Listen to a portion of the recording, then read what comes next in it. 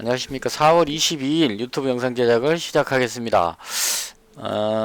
전업 투자를 하면 좀 시간이 많을 줄 알았는데 뭐 별로 시간이 남지를 않는 것 같습니다. 아침에 운동한다고 거의 한 1시간 넘게 그 써다니고, 오늘은 이제 수영강 강변을 거닐다 왔는데요. 제가 카페에 거기 소소한 일상 해가지고 찍어놓은 사진 올려놨습니다. 그래서 제가 갈 수 있는 범위의 어떤 그 부산에 괜찮은 곳이 있으면 아침 운동으로 가서 사진을 찍어서 올리는 그런 쪽으로 해보겠습니다. 이건 제가 그렇게 굳이 하는 이유는 이 주식도 일종의 도박과 비슷한 습성이 있는 것 같아요. 그 빨려 들어가야지 몰입하게 되는 경향이 있습니다. 그래서 이 포크 예를 많이 드는데, 포크 치다 보면 어, 어느 순간인가 자기도 모르게 그냥 그게 푹 빠져가지고 다른 그 옆으로 눈이 안 돌아가고 그쪽에 몰입하는 경향이 나옵니다. 그렇게 하면 이제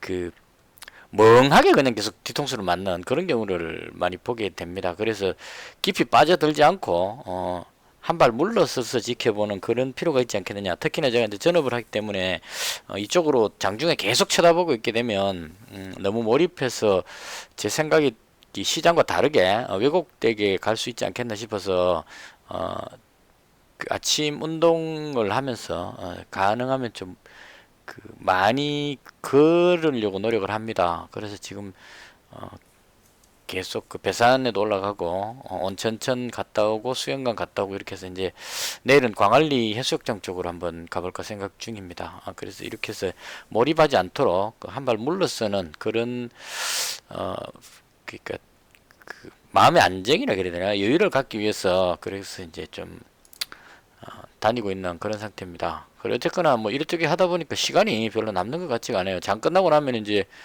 어 마무리 해놓고 나면 좀 피곤해서 좀 잠 좀 자고 뭐 대충 이렇게 새벽에 일어나서 또 미국 증시 체크하고 카페에 글 올라온 것도 좀 보고 뭐 이런 식으로 이제 시간을 보내는 것 같습니다. 아직은 좀 적응이 잘 안 되는 것 같은 그런 생각이 드는데요. 계속 하다 보면 좀 적응이 되지 않을까 그렇게 생각합니다. 자, 먼저 지난밤에 해외 증시부터 살펴보겠습니다. 미 증시가 좀 많이 빠졌습니다. 독일 증시도 마찬가지고 한 2.67%, 나스닥이 좀 많이 빠진 게 이게 조금 부담스러웠었습니다. 해외 증시에 그 국제유가 하락으로 해가지고 다우지수 빠지는 건 이해를 하겠는데 나스닥이 이제 좀 많이 빠져버려 가지고요. 기술주들이 대거 하락하지 않았나 싶습니다. 그래서 이 하락이 조금 부담스러운 모습이긴 했고요.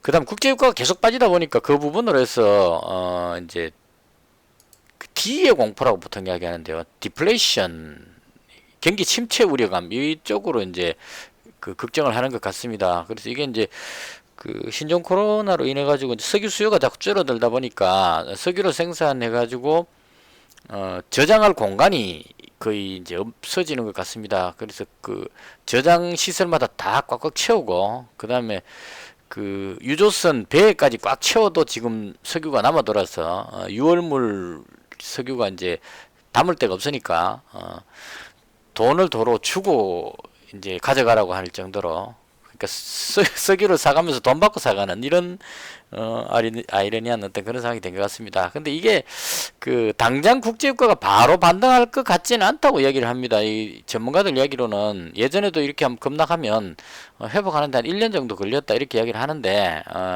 그렇다 하더라도 이게 그 계속 그렇게 석유가 남아 도는 상황으로 가지는 않을 겁니다. 유가가 이제 어느 정도 하락했다가 그 진정이 되고 나면 서서히 올라가지 않겠나 이렇게 생각합니다. 그래서 이 부분이 주가에 그렇게 악재로 작용할 것 같지는 않습니다. 개인적으로 봤을 때.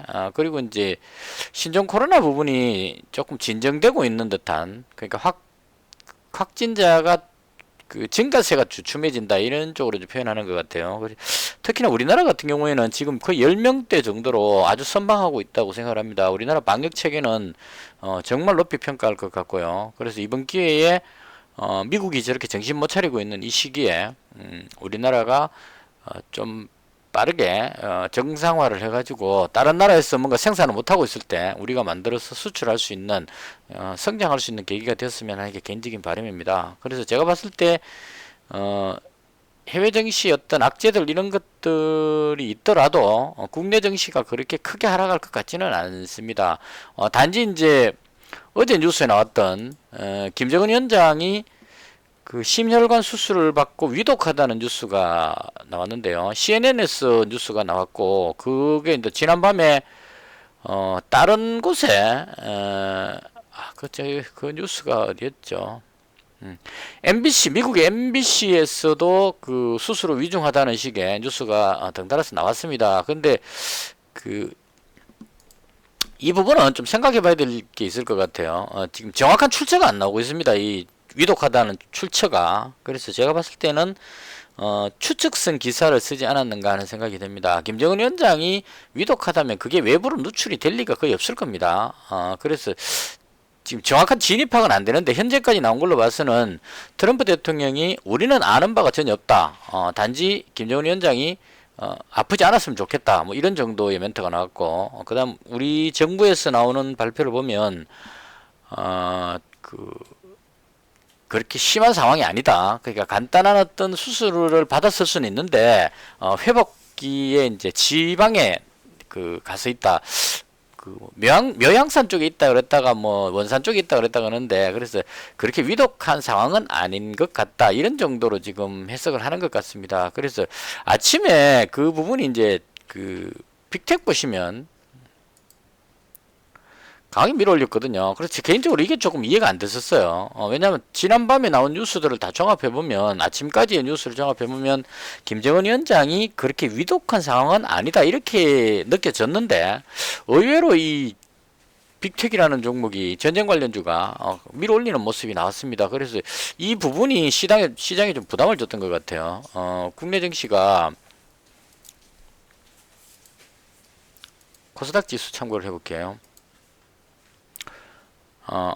아침에 갭으로 떨어졌다가 계속 누르는 어떤 힘들이 작용을 했었습니다. 그러다가 이제 미국 선물 지수가 좀 회복을 하면서 플러스권으로 돌아서면서 후반부에 들어올리는 모습이 나왔습니다. 그래서 한번 볼까요? 갭으로 떨어졌다가 계속 누르고 있다가 미국 선물 지수가 반등하는 그 힘을 받아가지고 마지막에 상승 전환에서 들어올리는 모습이 나왔습니다. 그래서 미국 선물 지수가 지금 플러스 한 1% 정도로 땡겨 올렸습니다. 장중에 오늘 가장 힘들었던 부분이 미국 선물 지수가 플러스 0.3 정도까지 갔다가 마이너스 0.2까지 갔다가 이렇게 오르락내리락 자꾸 해버리니까 미국 선물 지수하고 거의 연동해서 움직였었어요. 오늘 이 흐름은. 그러니까 미국 선물 지수가 좀 올라가면 거래소 지수보다는 선물 지수가 훨씬 더 적합할 것 같아요. 선물 매매하시는 분들은 해외 증시에 아주 민감하게 반응하기 때문에 그래서 미국 선물 지수가 상승하면 땡겨 올라갔다가 미국 선물 지수가 내려가면 다시 눌렀다가 이걸 계속 반복하면서 마지막에 미국 선물 지수가 거의 한 1% 정도까지 쫙 올라가니까 강하게 싹 상승을 해서 올라갔습니다. 그래서 김정은 위원장과 관계되는 부분은 악재로 인식이 되지 않는 분위기. 그러니까 위독하다는 것은 현재까지로서는 아닌 것으로 보여지는 게 맞을 것 같습니다. 간단한 시술 정도는 한 것으로 보여지는데 뭐 생명에 위독한 정도는 아닌 것 같다. 이렇게 정리하시는 게 맞을 것 같고요. 추가로 어떤 뉴스가 나온다면 거기에 맞춰서 대응하면 되지 않을까 개인적으로 그렇게 생각합니다. 그래서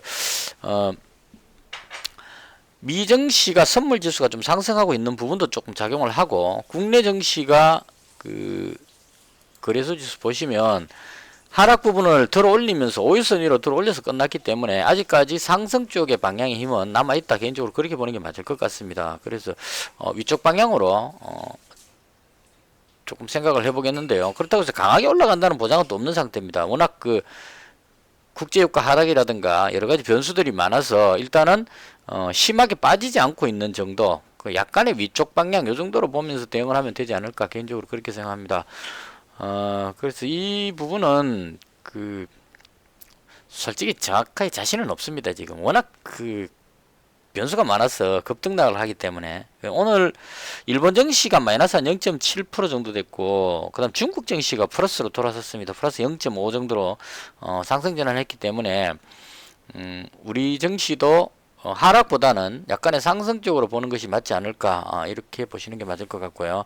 오늘 그 시장에 좀 강했던 부분은 아침에 빅텍 스펙고 전쟁 관련주들이 좀 밀어 올리는 모습이 나오고 남북 경협주들이 좀 밀렸었는데 후반부에 들어와서 빅텍이 뒤로 밀리면서 남북 경협주 쪽에 철도 관련주인 푸른 기술이 들어올리는 모습이 나왔습니다. 그리고 오늘 가장 강했던 게 이쪽인 것 같아요. 철도 관련주 중에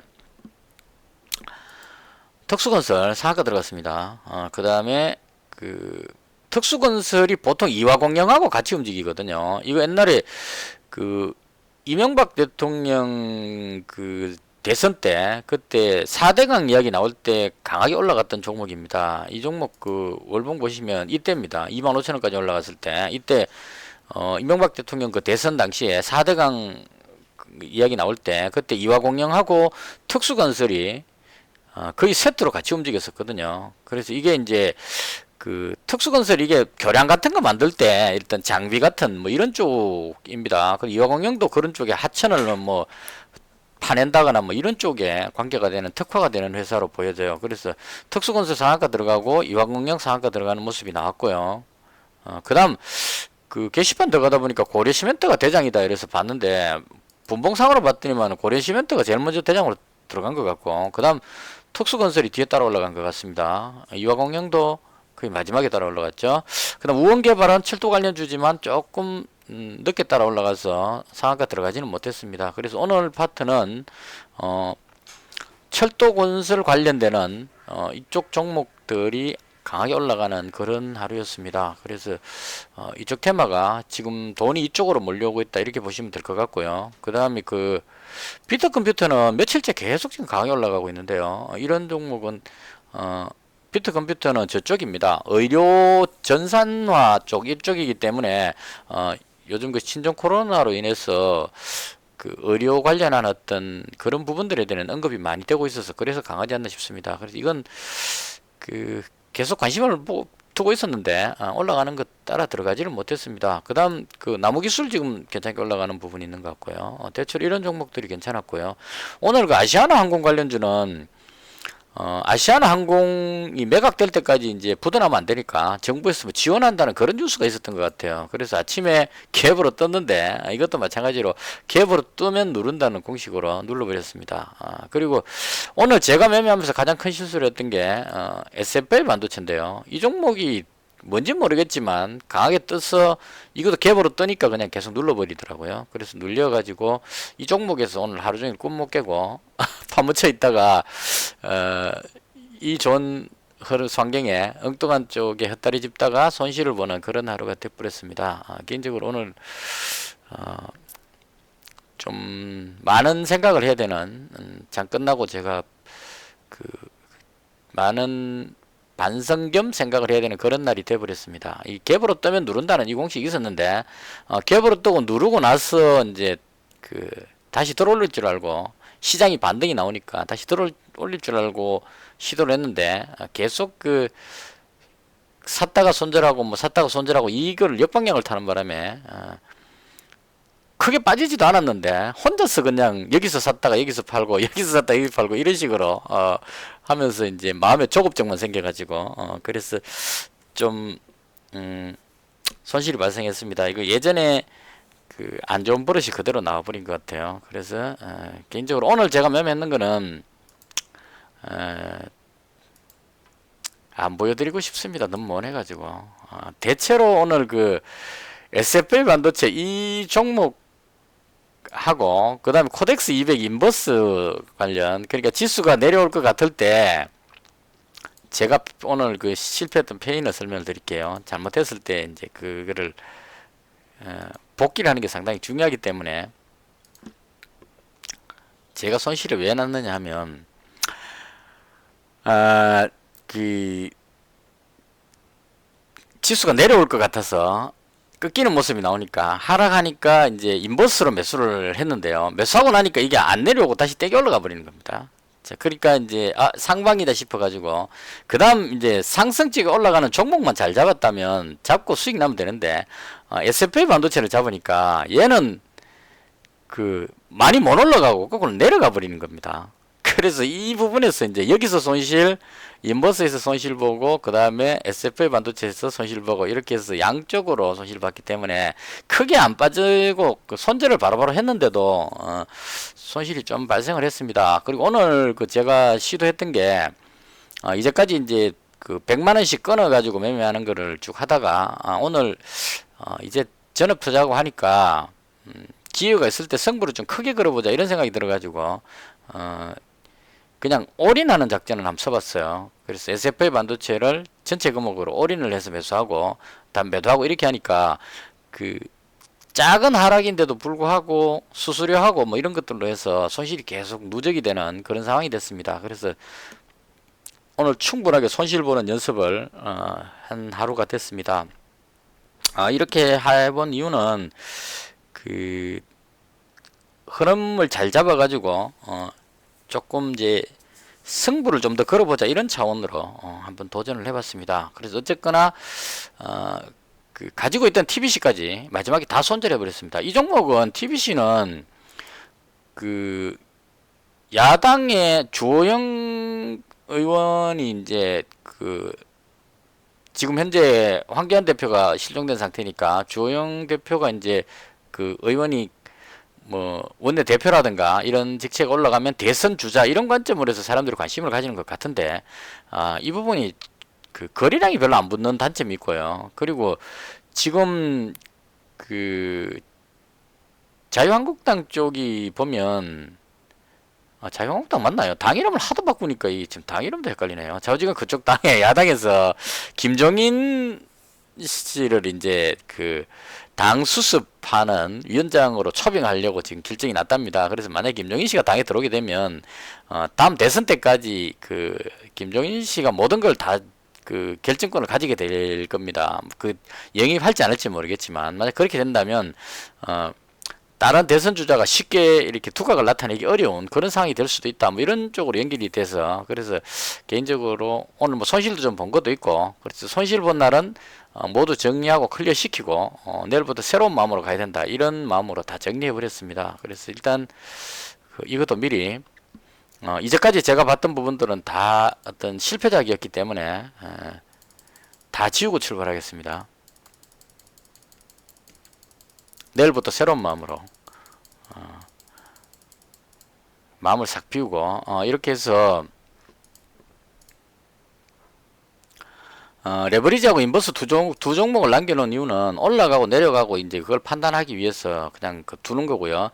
그래서 내일 장 시작하면 제가 그 올려놓은 저희 구독자분께서 올려주신 어제도 카페에 그 UST 올려주셨는데요. 지수만 상승한다면 괜찮게 올라갈 것 같은 그런 종목이라서 관심 종목에 등록했습니다. 그래서 지금 회원님들이 그 카페에 지금 저희 카페에 회원분들이 그 좋은 종목들을 많이 올려주고 계세요. 제가 그 어느덧 90분이 지금 들어오셨는데요. 매매일지가 벌써 올라왔네요. 그 매매일지 오늘도 수익 나셨네. 축하드리고요. 이렇게 이제 매매일지나 혹은 그 종목 토론실에 괜찮은 종목 추천 이런 것을 많이 해주십니다. 그래서 제가 여기서 많이 배우고 있고 저도 도움을 받아서 앞으로 함께 그 정보를 공유하면서 이곳에 계신 모든 분들이 함께 의논하면서 같이 성공하는 그런 쪽 기회가 됐으면 합니다. 그래서 일단 이렇게 해서 오늘 그 제가 매매한 거는 자세하게 그 별로 보여드리고 싶지가 않습니다. 워낙 못했기 때문에. 그래서 하루 종일 헛발질만 하다가 결국은 손절하고 모두를 현금 100%로 넘어왔습니다. 그래서 오늘 잔고를 보니까 840만원이 됐고요. 그래서 840만원이니까 오늘 마이너스 31만원이 나왔습니다. 이게 그 왠지 전업투자 이 부분이 심리적으로 여러가지 부담을 많이 주는 것 같아요. 수익을 꼭 올려야 한다는 이런 압박감. 그래서 오늘 종목에 분할해서 200만원씩 끊어서 이렇게 여러 종목 들어가는 이 방식을 했었어야 되는데 처음부터 손실이 좀 발생되니까 그냥 그 승부를 걸어보겠다는 그 생각으로 올인으로 그냥 들어갔다 나왔다를 계속하면서 손절하면서 별로 금액이 빠지지도 않았는데 SFA 반도체가 하락을 별로 하지도 않았어요. 그대로 뭐 비슷한 가격이었는데 혼자서 괜히 그 샀다 팔았다 하다가 거의 엄청난 손실이 여기서 지금 거의 뭐 이렇게 올라갔는데 가만히 있었으면 본전이었을 건데 샀다 팔았다 이걸 계속 거꾸로 역방향으로 하다가 수수료와 그 손절하면서 손실 이렇게 해서 이제 날려버렸습니다. 그래서 일단은 오늘 실패를 교훈 삼아서 내일부터는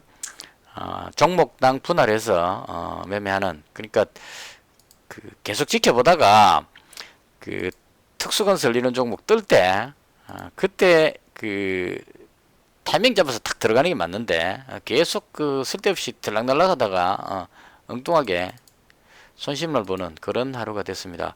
특수건설 어디가 그랬죠? 있구나.